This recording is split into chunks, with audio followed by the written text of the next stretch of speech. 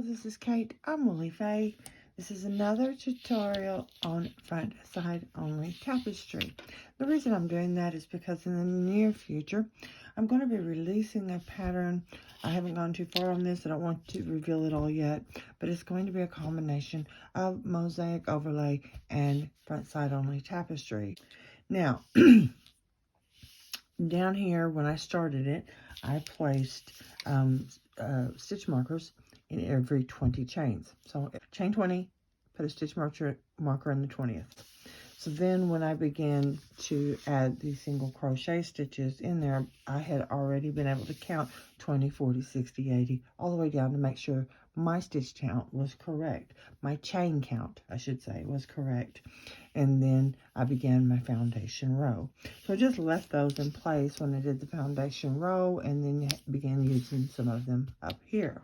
So if you buy the pattern, what you're going to find is that it's going to have either BA or AB.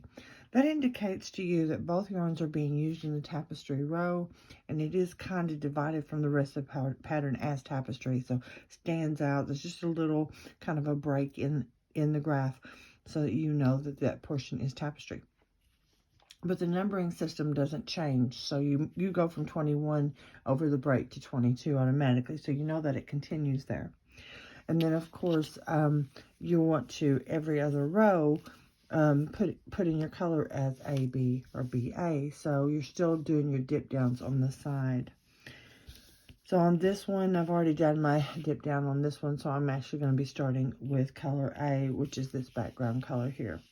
So I'm going to drape color B over it, but I'm not going to be starting my row with that at all. And then I'm going to take color A, and I'm actually going to pull my loop through to add my new yarn. I'm going to chain one. I'm going to go right back into that same stitch, pull up another loop, and complete a single crochet stitch. And then I'm going to pull on that tail and just make sure that it's secure. Now I'm going to be covering this all the way down.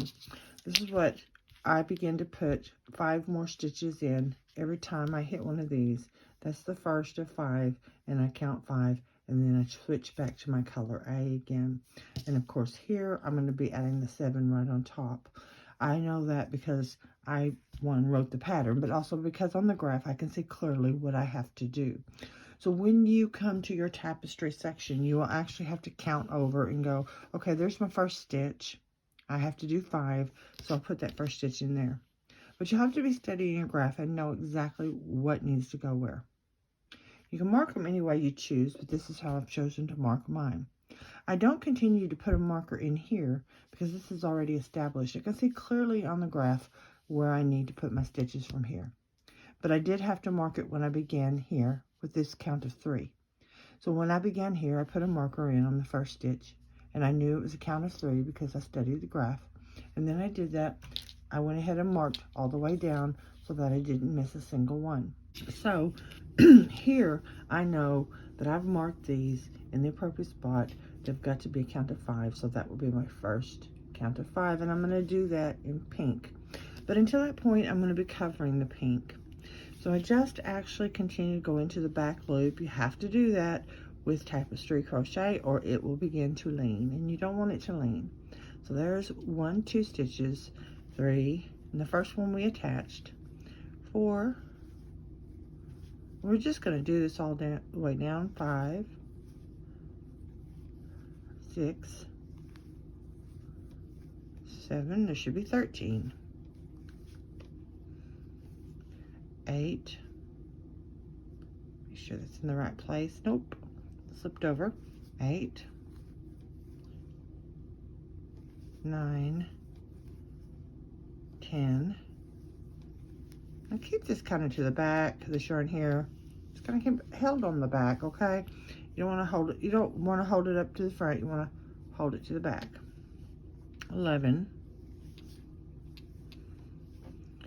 12, 13. So it should have been 13. There are 13 in the 14th stitch here. I will actually begin a count of 5. I'm going to have to switch colors here, so I kind of forgot to go ahead and stop with 2 loops on the hook, so I'm going to redo that 13th stitch. But before I get started, what you kind of want to do is you want to lean it over and don't pull too hard. You want to turn it into a drawstring. Remember, if you pull too hard, well, if I pull too hard, I'm going to pull the pink completely out. We don't want to do that. But if you pull too hard and it's already been secured, it will actually draw it up like a drawstring. So you don't want to do that, but you do just kind of want to make sure that there are no loops on the back.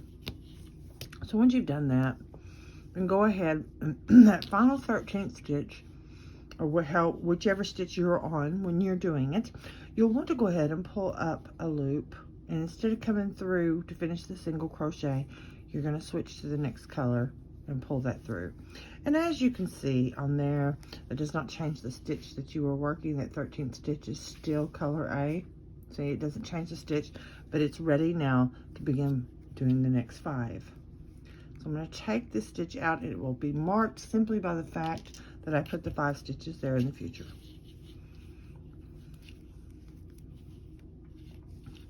So I cover color A now with color B. 1, I get at an odd angle here. Here we go. 2, 3, 4, and this is the 5th stitch, so we won't finish it. 5. We leave it 2 loops on the hook. Pull this forward. Draw that color A through, and then move this to the back. Let's just go ahead now. We're going to go all the way over to the next section, which is count of 7 right here. And on that last stitch, and this little stitch is going to be a little difficult because I pulled it a little bit tight. So I'm going to have to work to get that hook in there, okay? But it's going to be a count of 7. 1, 2, 3, 4,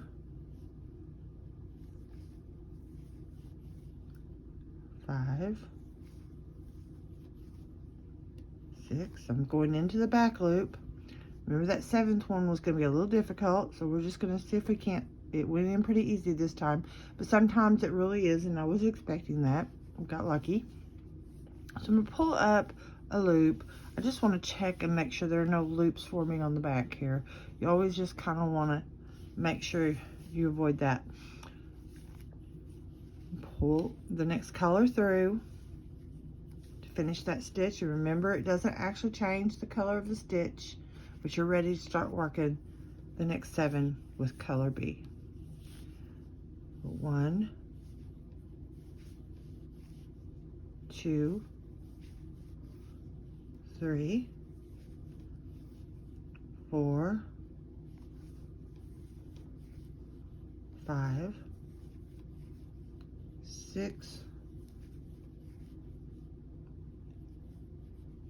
Oh, that one's a little tight. Gotta pull that up. There we go, 7. And don't finish it because I'm going to color A now.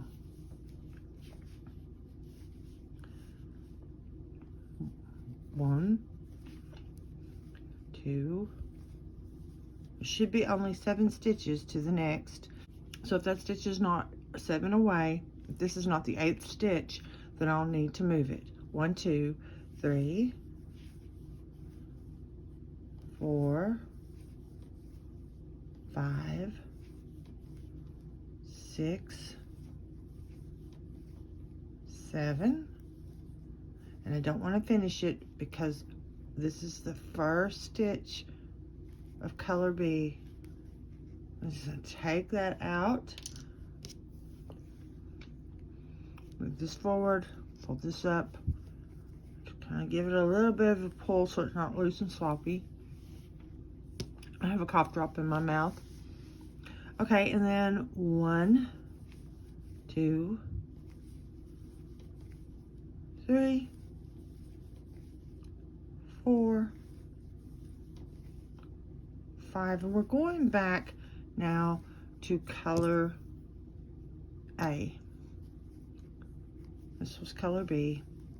Color A through the 2 loops to finish it. Again, doesn't change the color of the stitch. It's still the same color, but the next stitch will be color A.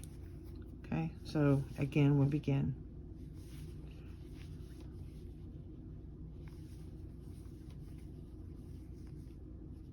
Oh.